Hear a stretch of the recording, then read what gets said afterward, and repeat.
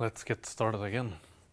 So before the break, we derived the Hamilton-Jacobi equation.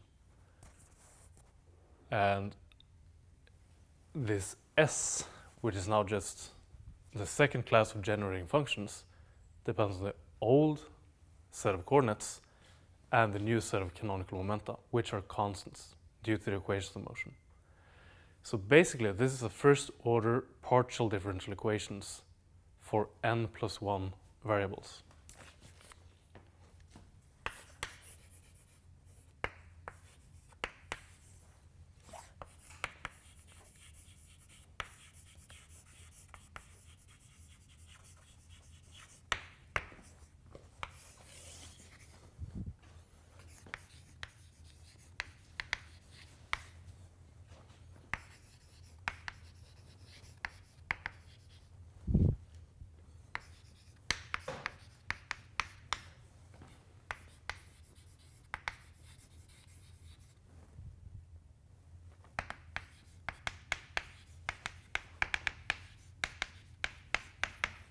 And these n plus 1 variables are the n spatial coordinates and time.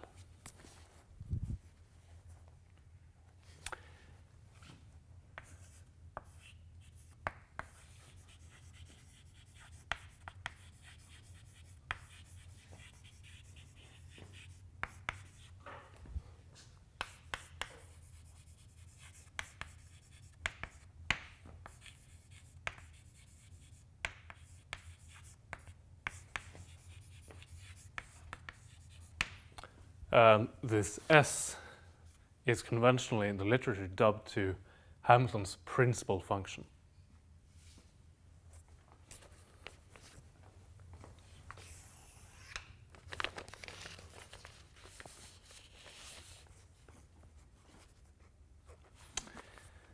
So what I would like to do now is to go through how we can use this equation to solve the system. So when I say solve the system, what do I mean?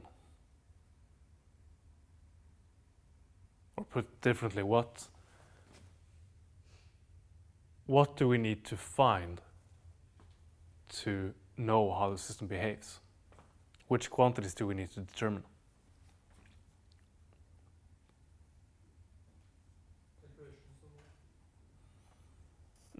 Those are the equations that we use. But which quantities do we want to obtain? We need one constant of motion for each variable. So that's right, that's the mean we use.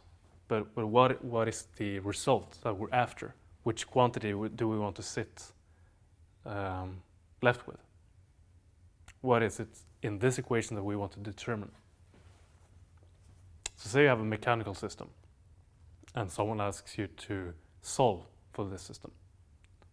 What is it in reality they are asking you to find?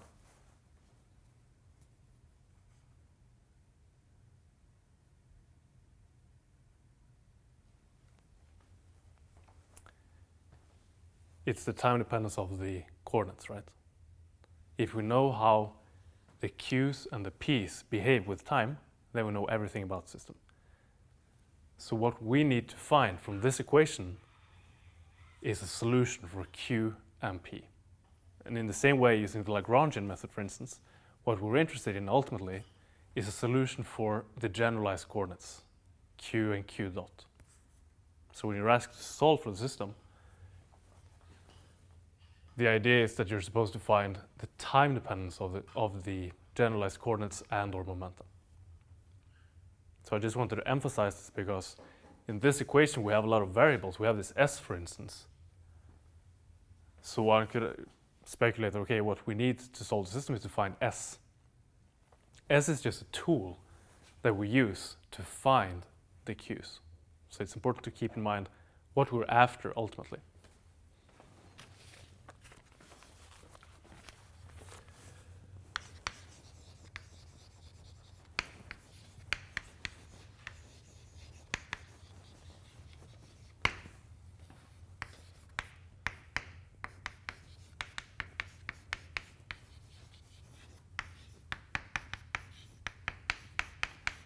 So the aim is to determine the time dependence of the coordinates and the momenta. That's what we mean by solving the system.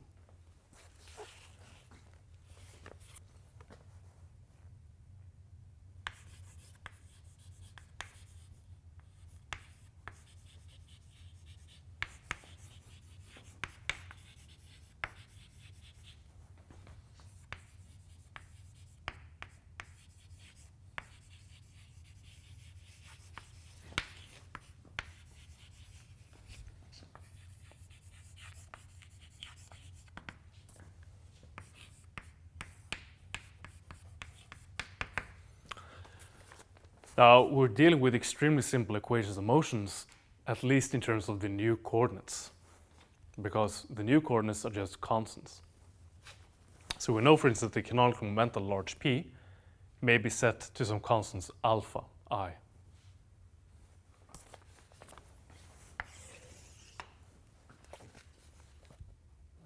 So Hamilton's principal function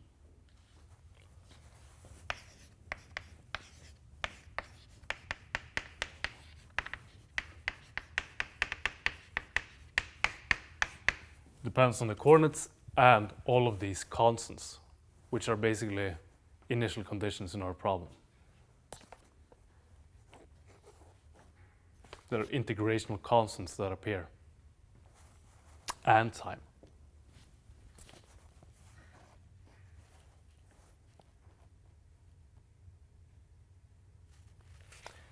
Now, the key to obtaining the time dependence of Q and P is to use the defining equations of transformation for F2, the second class of generating functions, on this function here, because this is F2.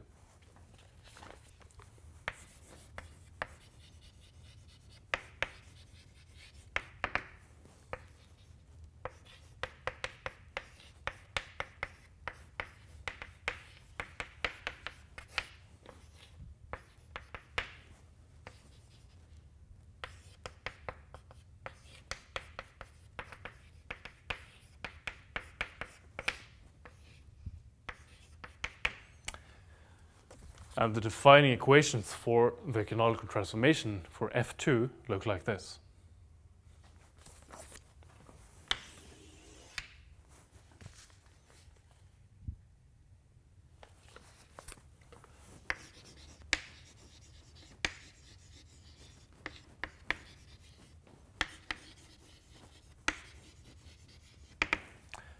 So in our case, where the large Q and the large P are constants, these defining equations take the following form.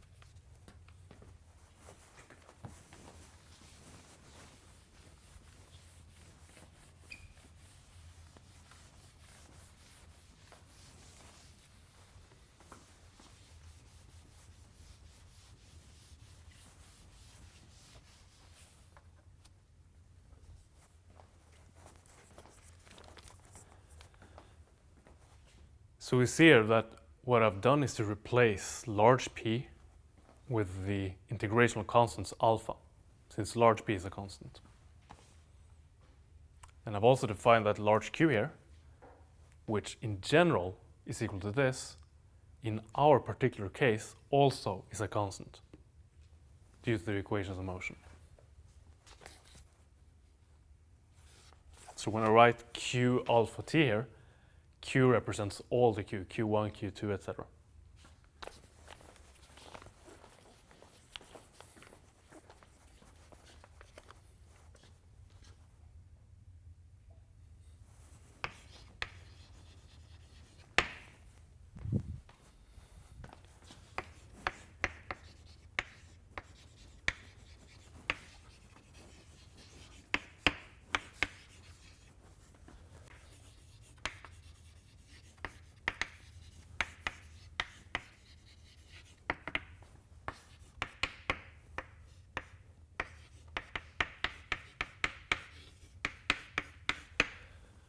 And at this point, we can start to solve for the actual coordinates and the momenta.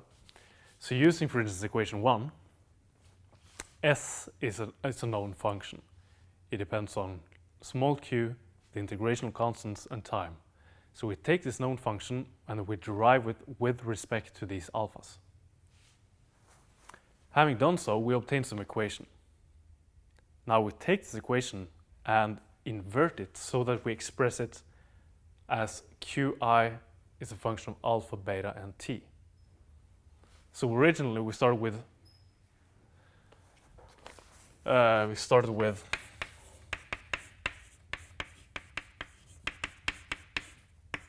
this. So we just rewrite this equation to the following form.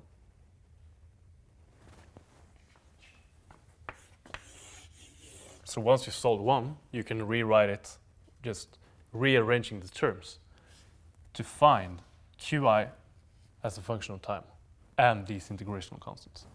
So that's half of our aim already accomplished.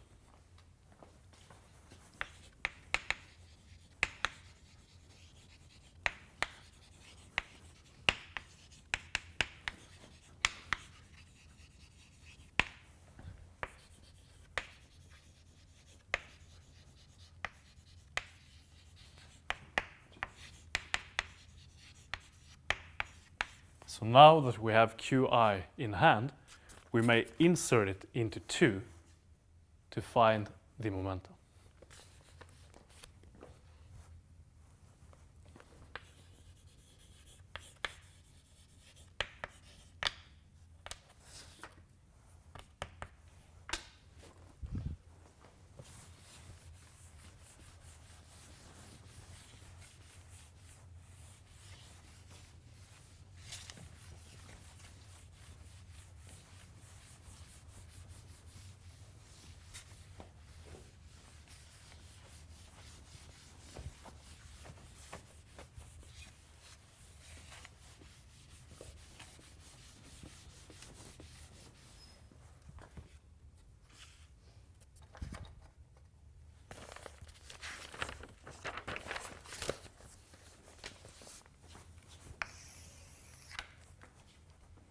And by then we have accomplished our full aim, namely to determine Q and P. So let me just point by point summarize the solution strategy using the Hamilton-Jacobi equation.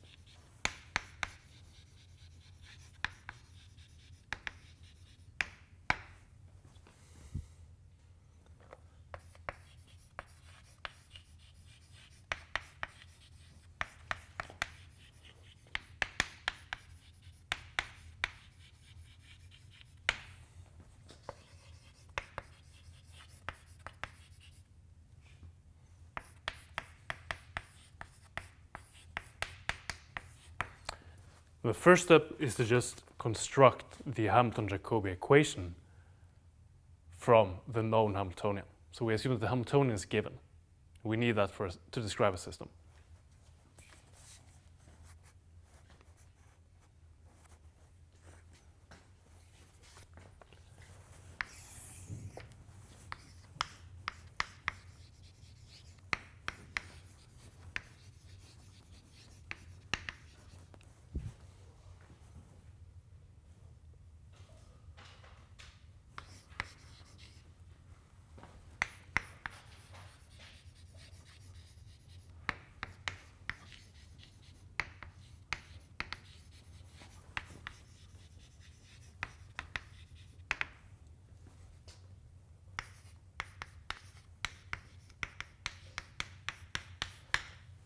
Using this equation, which is a first-order differential, partial differential equation for S, solve for S, which will be a function of Q, alpha, the integrational constants, and time.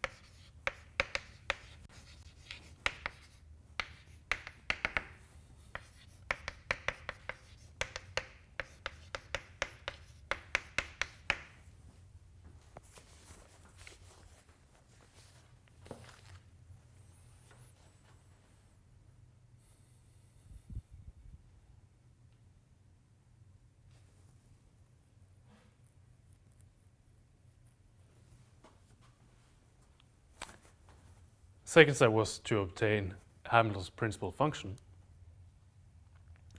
The third step is to, having now obtained S, calculate large Qi, which is a constant, which we know from the equations of motion, calculated by taking the partial derivative of S with respect to alpha, and then rearrange the resulting equation you have in order to isolate Qi, so that you find Q as a function of only integrational constants and time, meaning you have now established the time dependence of Q.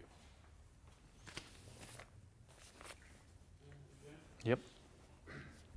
Is it obvious that it's possible to rearrange the equation to isolate the Qis? Doesn't it depend on some partial derivatives being non-zero? You're right. So we're basically assuming here that you can rearrange the equation. It's invertible. Is it always invertible? Are there No. cases where you cannot? I'm sure there are cases where you can't.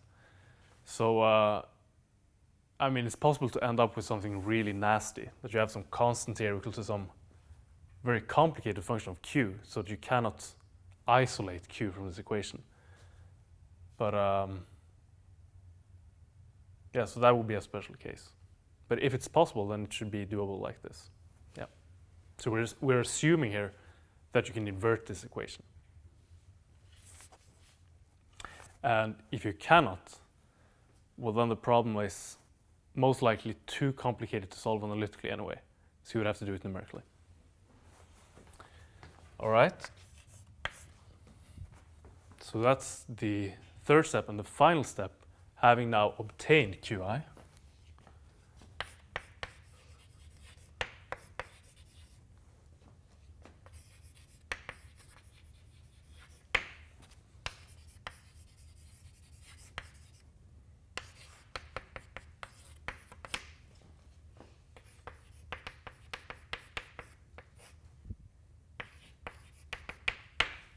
is to calculate the original momenta.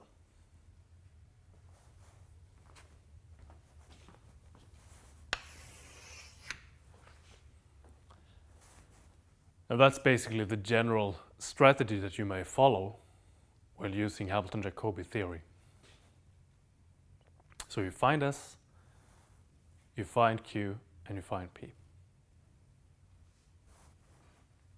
So the hardest part of this strategy is basically the initial step to solve for S. Once you have S, it's a matter of doing some algebraic manipulations and doing derivation. Now, the treatment that we've been doing so far have been quite general in the sense that we have taken into account a possible time dependence of the Hamiltonian. So we'll consider here briefly the special case where there is no time dependence in the Hamiltonian, and in that case, this simplifies.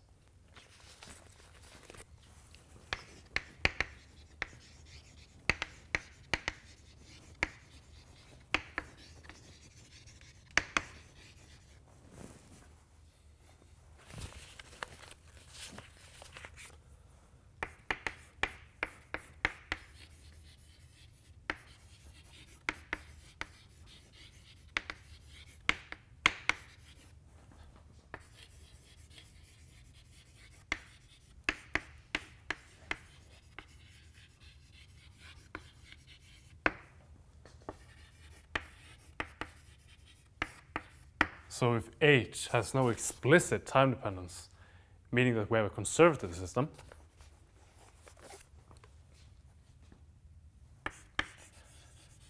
then we may write Hamilton's principal function in the following way.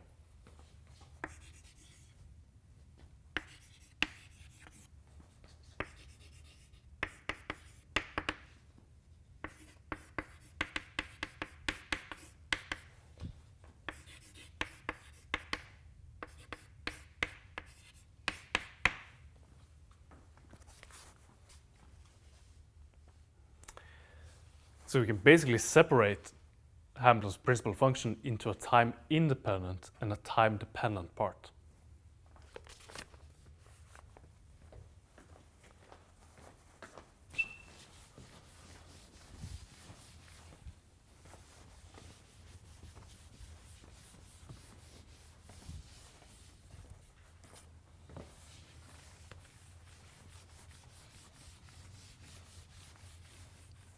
And this is not possible to do for the general case where the Hamiltonian is time dependent. So let's see what happens if we do this.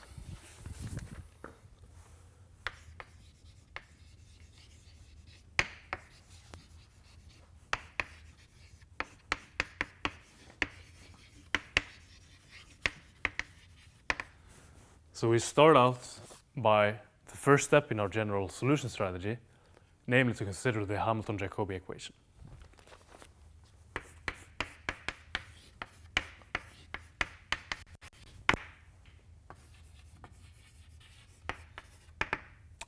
And we now insert our ansatz for S, giving us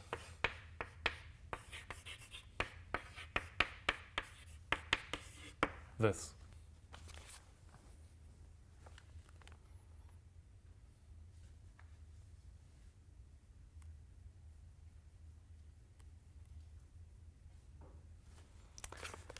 Now, W has no dependence, explicit time dependence on time. So this is 0. And in effect, the Hamilton-Jacobi equation gives us that H is equal to A, where A is some constant. Now the question is, can we say something about what this constant is? Or is it just arbitrary?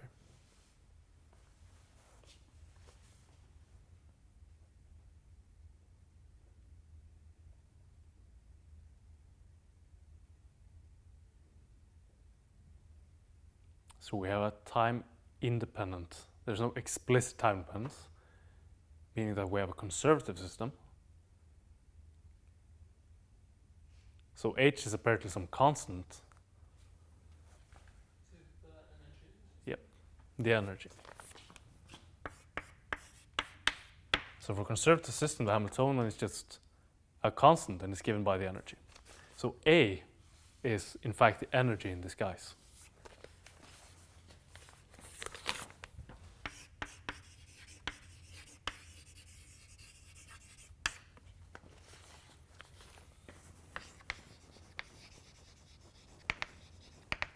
So the conclusion here is the following.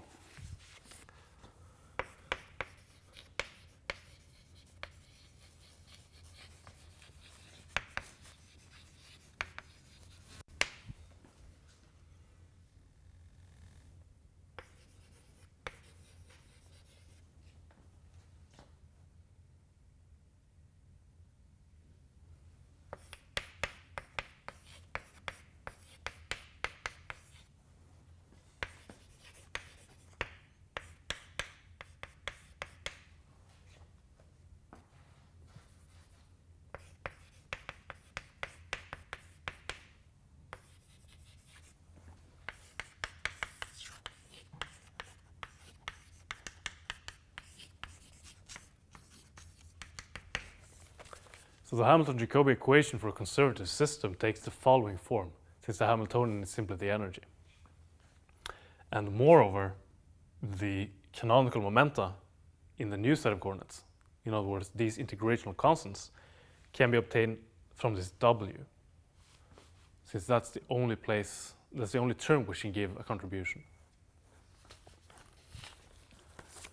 This W also has a name.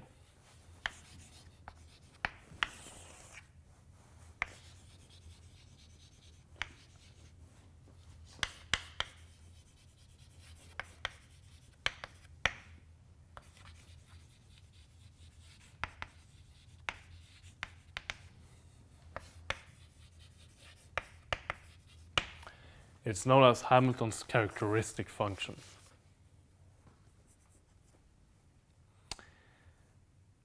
Now, it's not the end of the world if you get these terms mixed up, which one is the characteristic, which one is the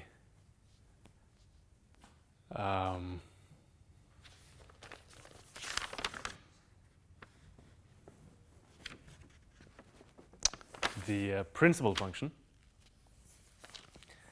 So, but it's good to be aware of the notation here. So S is the principal function, W is the characteristic function. Okay, so let's have a look at how this theory works. Let's have a look at it in action.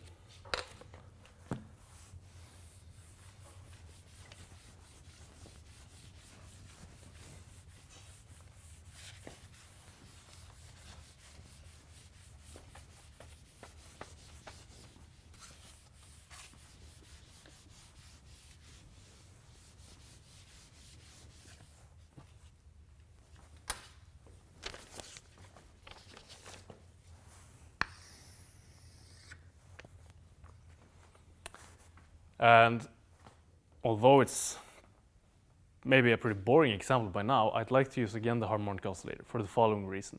I believe it can be instructive to consider the same problem using many different approaches. But I do believe there's an exercise, one of the final exercises posted on the web, where you treat a different problem using the same theory. So,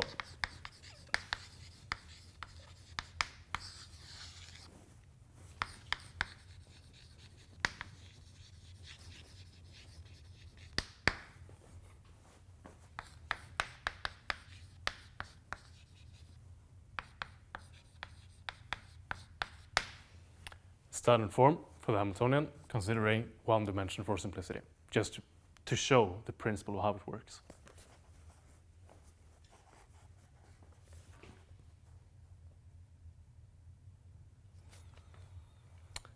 All right, so we know that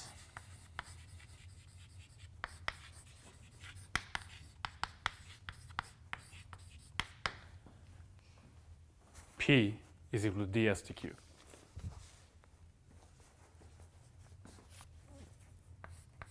So the first step was to construct the Hamilton-Jacobi equation, and we have to do that by substituting in place of the original momenta. We have to substitute this partial derivative. So we get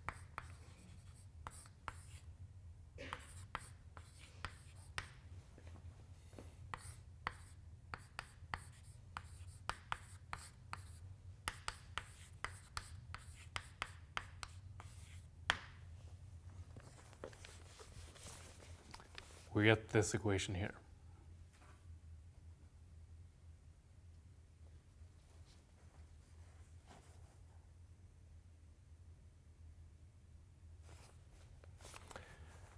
All right, now the task is to solve for S. Are there any simplifications we can do here? We can replace the SDT by the energy. Yep. So we can write this as E plus ds dt equals 0.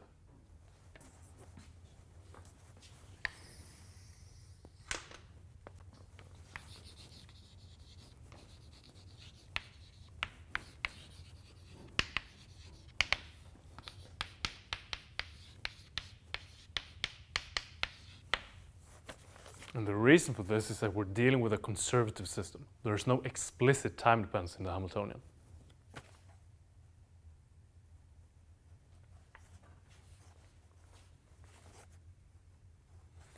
Now, since it's a conservative system, we know that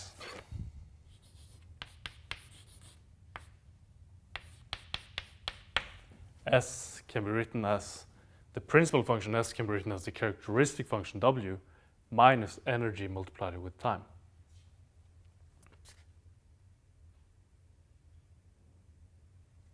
So this last partial derivative term here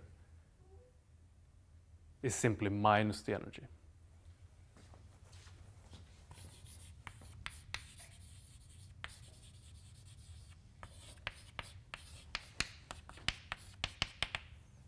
So we have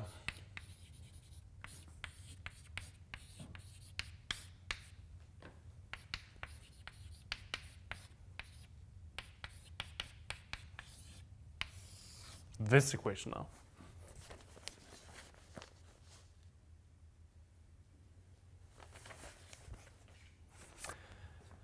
And in fact, what I can do here is to erase the S and replace it with a W. Because only the W has a Q dependence in S.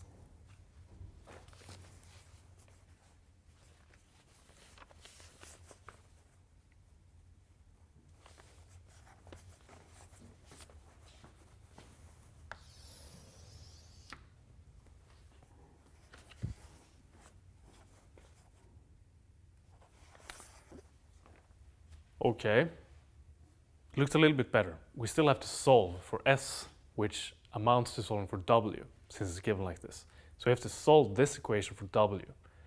W is a function of q and a set of integrational constants. So we should be able to isolate w here and then integrate, or we should be able to isolate the partial derivative here and then integrate it over q to find w, and then some integrational constant.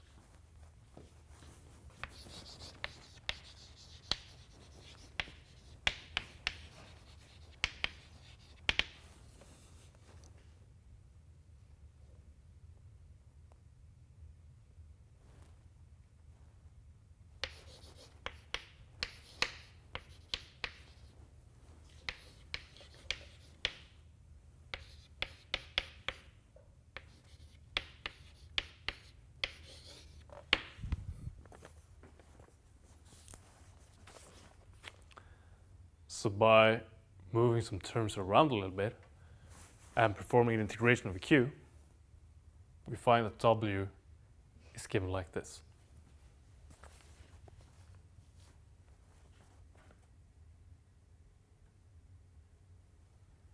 So by then we have now accomplished the second step of our general solution strategy, namely we have identified s.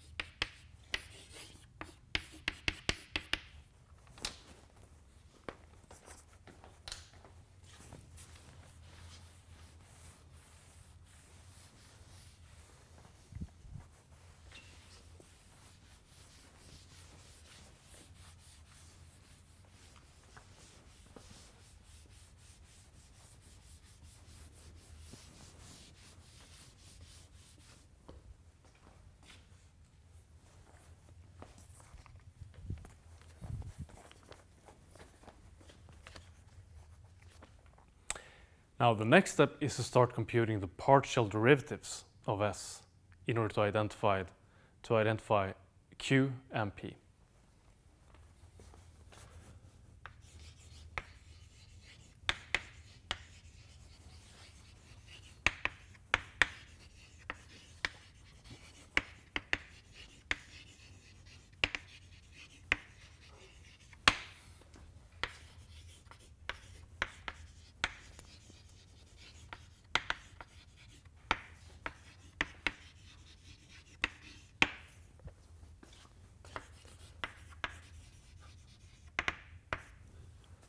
So we have, for instance,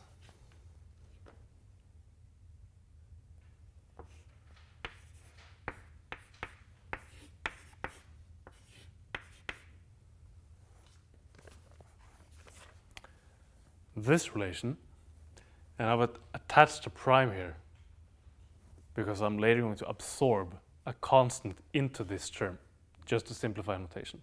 But this is just a constant. So we're using here, this is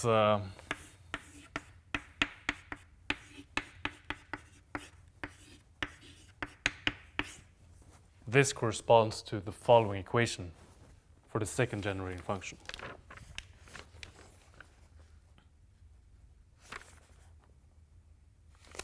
And we know this is a constant, I'm just naming this constant beta prime. So taking s and deriving it with respect to alpha,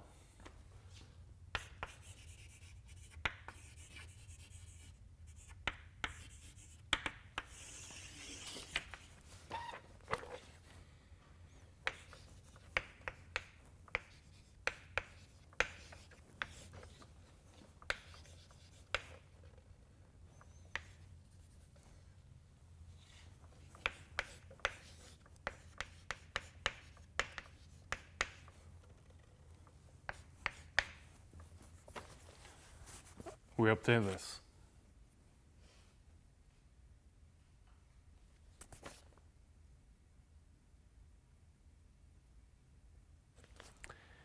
Now you may wonder what happened to this term, because we had the energy here, right?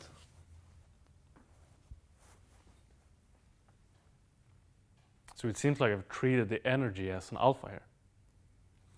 So what I've done in essence is just to say that, okay, I'm choosing my integrational constants to be equal to the energy. We have one integrational constant, in this case is 1D. So I'm just choosing it so that it's equal to the energy, meaning that we get this equation. So I'm exploiting the freedom I have in these constants.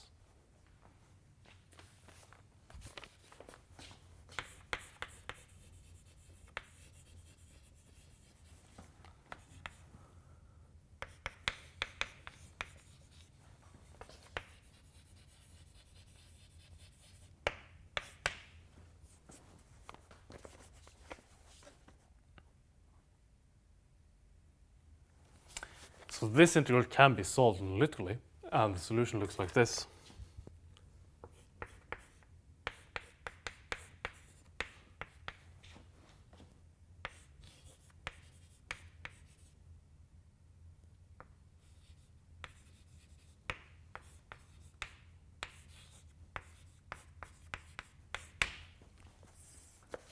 So it's a standard integral you can look up.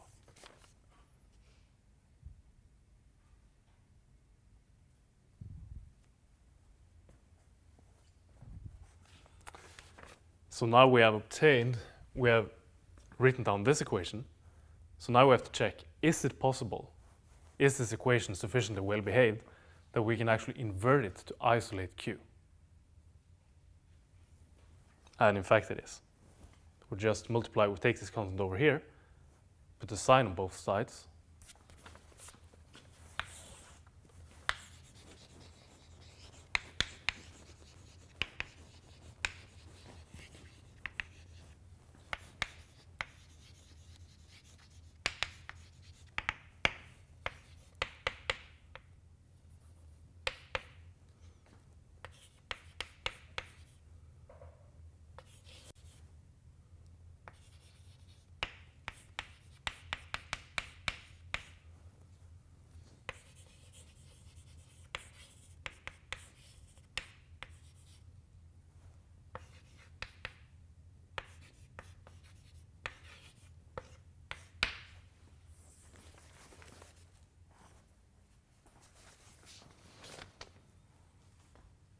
So what we get is that Q is some prefactor multiplied with sine omega t plus this integrational constant here, beta. So this beta here now is beta prime multiplied with omega. So that's why I used the prime initially. And omega is given as k over m. It's this term inverse. Now keep in mind that alpha is the energy. So if you consider the derivation we performed using the canonical transformation a couple of lectures ago, this is identical. So we get exactly the same solution for Q.